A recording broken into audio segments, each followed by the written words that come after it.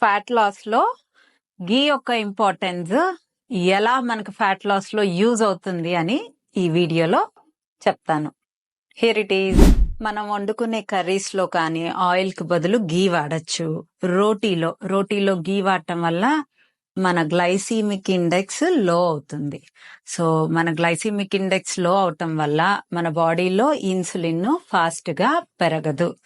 So curries లో అయినా అంటే కౌ గీ తినేవాళ్ళు, గీ అంటే ఇష్టపడేవాళ్ళు తాలింపులో ఆయిల్ కి బదులు నెయ్యి వాడండి.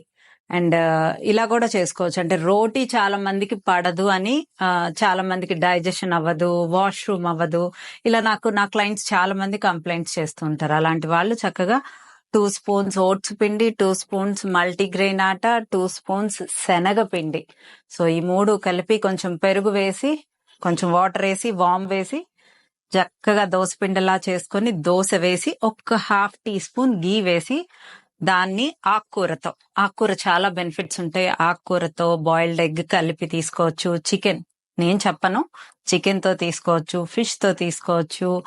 ఆకుకూర, స్వీట్ కార్న్, రాజ్మా, చెన్నా, చోలే, ఏదైనా ఏ కర్రీ అయినా ఆకుకూరతో కలిపి తీసుకుంటాం వల్ల మనకి వెయిట్ లాస్ అంటే ఫ్యాట్ లాస్ లో చాలా చాలా చాలా యూజెస్ ఉంటాయి. అంటే గీ వల్ల మనకు ఆకలి తక్కువ వేస్తుంది, డైజెషన్ బాగా అవుతుంది, వాష్రూమ్ బాగా అవుతుంది.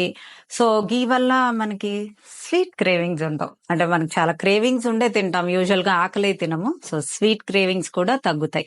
సో లో గ్లైసిమిక్ ఇండెక్స్, మన బాడీలో ఇన్సులిన్ త్వరగా పెరగదు, ఆకలి తక్కువ వేస్తుంది, ఫ్యాట్ లాస్ లో మనకి యూజ్ అవుతుంది. సో ఇన్ని బెనిఫిట్స్ ఉన్నప్పుడు గీని తప్పకుండా యూజ్ చేద్దాం.